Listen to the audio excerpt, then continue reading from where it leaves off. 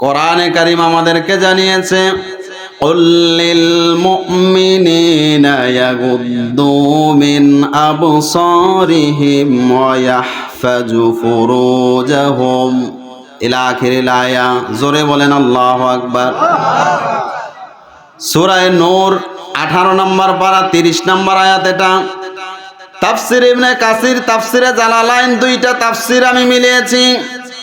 আল্লাহ পাক বলেন কুল্লিল মুমিনিন, হে রাসূল, হে নবী, আপনি ঈমানদারদেরকে, মুমিনদেরকে জানিয়ে দেন, ইয়াগুদ্দু মিন আবসারিহিম, তারা যেন তাদের দৃষ্টিটাকে, তাদের নজরটাকে অবনত করে করে রাস্তায় চলে। দৃষ্টি অবনত করে যেন তারা রাস্তায় চলাফেরা করে। মুমিন পুরুষদেরকে আপনি জানিয়ে দেন, সুবহানাল্লাহ বলবেন। মুমিন ঈমানদার পুরুষদেরকে আপনি জানিয়ে দেন, এরা যেন এদের দৃষ্টিটাকে অবনত করে রাস্তায় চলাফেরা করে। সুবহানাল্লাহ। আমার ভাইয়েরা, ও মুরাদনগরবাসী, আপনাদেরকে বলছি, বলেন তো মুসলমান হিসেবে আল্লাহর এই ফরজ বিধানটা আমাদের সবার মানার দরকার আছে না নাই? একবার না বারবার? মুসলিম আমরা পদবাচ্যে যারা বিবেচিত, আল্লাহ বলেন কুল্লিল মুমিনিন, মুমিন পুরুষদেরকে বলে দেন এরা যেন দৃষ্টি অবনত করে। মুরাদনগর পইয়া পাথরের মহিলারা এখন খুব খুশি। এরা ভাবছে না এ হুজুর কোন জায়গা থেকে নিয়ে এসেছে, এ হুজুরকে দাওয়াত দিয়ে খাওয়ানো দরকার। আমরা যেভাবে চলি ওইভাবে চলার মন খুশি স্বাধীনতা দিয়েছে। পুরুষরা সব দৃষ্টি অবনত করে হাঁটবে। বিষয়টা কি এমন? পুরুষ সব চোখ নামিয়ে হাঁটবে, দৃষ্টি অবনত করে হাঁটবে। আমরা এখন স্বাধীন, যায় যেভাবে মন চায় ওইভাবেই চলবো। এই যে গত বছর থেকে শুরু হয়েছিল ঢাকা বিশ্ববিদ্যালয়ের, দেখেছেন আপনারা হয়তো অনেকেই, বিশেষ করে যুবকেরা দেখেছে, বিশ্ববিদ্যালয়ের নারীরা, মেয়েরা অর্ধেক কাপড় পরে, ব্লাউজ বিহীন কাপড় পরে অনেকেই বিভিন্নভাবে বলছে আমরা আমাদের এই দেশে পোশাকের স্বাধীনতা চাই। আরো আসতে বলেন না, বলেন তো দেখি, পোশাকের স্বাধীনতার নামে নষ্টামি করা ইসলামের ভিতরে কোনো সুযোগ আছে? নষ্টামির কোনো সুযোগ ইসলামের মাঝে নাই। ও পইয়া পাথরের মায়েরা, বোনেরা, আপনারা খুশি হওয়ার কিছু নেই। পরের আয়াতেই আল্লাহ বলছেন ওয়াকুল্লিল মুমিনাতি ইয়াগদুদনা আবসারিহিন্না ইলা আখিরিল আয়া। আল্লাহ তাআলা বলেন, ও মুমিন নারী এবং নারীরা, ও মুমিন নারীরা, তোমাদেরকেও বলছি, তোমরা যখন রাস্তাঘাটে চলাফেরা করবা তখন নিজেরা তোমরা সবাই, তোমরাও পুরুষদের মতো দৃষ্টিটাকে অবনত করে রাস্তায় চলো। সুবহানাল্লাহ বলবেন না? ওয়াকুল্লিল মুমিনাত, ও মুমিন নারীরা, তোমরাও তোমাদের দৃষ্টি অবনত রাখো।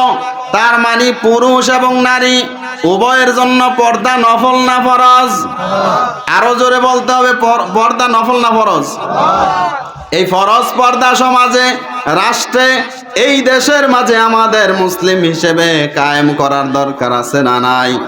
যদি এই দেশের মুসলমান নারী এবং পুরুষ পর্দা করত সঠিকভাবে, তাহলে প্রত্যেকটা যুবক, এই যে পইয়া পাথরের একটা যুবকও ইফটিজিং করত না। আর ইফটিজিং এর প্রধান কারণ হচ্ছে এই পর্দা না করা। বলেন, আমি কি একটু বাড়িয়ে বললাম? না, আপনি একটু মিলিয়ে নেন, ভালো করে অ্যাক্টিভ হয়ে শুনেন। আল্লাহ নিজে বলছেন ওয়াকুল্লিল মুমিনাত ইয়াগুদুদনা মিন আবসারিহিন্না, তোমাদেরকে বলছি তোমরা নিজেরাও শুধু চক্ষু অবনত করবা না, পুরুষরা যেমন লজ্জাস্থানের হেফাজত করবে, তোমরা নিজেরাও লজ্জাস্থানের হেফাজত করো। সুবহানাল্লাহ বলবেন না? তার মানে সব পুরুষ এবং নারী সবার জন্য পর্দা কি? আরো জোরে বলতে হবে।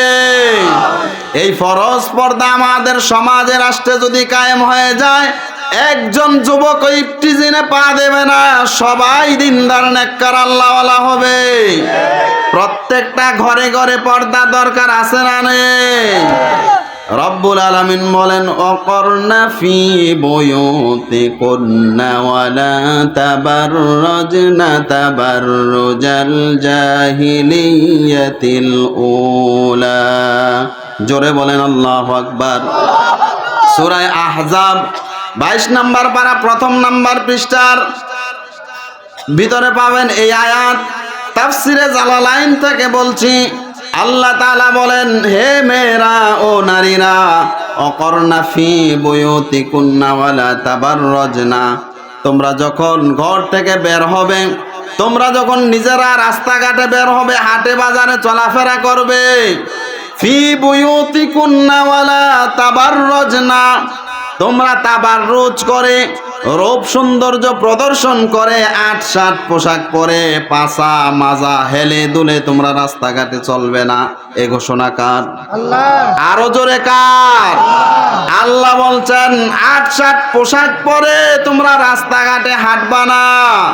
অথচ বাংলাদেশের চিত্র হলো এমন, আমরা আরো নিজেরা আমাদের মেয়েদেরকে ৮-৭ পোশাক কিনে দেই। কথা বলেন না? সোনো পাউডার ক্রিম এগুলো কিনে দেয় আমরা, ওইগুলো দেখে আমাদের বউদেরকে মায়েদেরকে বোনেদেরকে দেখে, এগুলো দেখে মজা মারে রিক্সা চালক ভ্যান চালক আর দোকানদাররা। কথা বলেন, কথা কি বুঝতেছেন? সোনো পাউডার কিনে দেয় আমরা, মজা মারে কে বলেন? আপনার স্ত্রী এটা কি দেখার জিনিস? বলেন বলেন। আপনার বোন এটা দেখার জিনিস? পর্দায় রাখেন। অথচ আপনি বিবাহের অনুষ্ঠানগুলো দেখেন, আজকে শত শত বিবাহ মুসলমানদের হচ্ছে, একটার মাঝেও আপনি খুঁজলে ইসলামিক ভাবে একটার মাঝেও বিবাহ ফরজ বিধান হিসেবে একটাতেও আপনি দিন পাবেন না, ইসলাম পাবেন। এর প্রধান কারণ হলো এই যে আপনি ইসলাম থেকে দূরে সরে গিয়েছেন।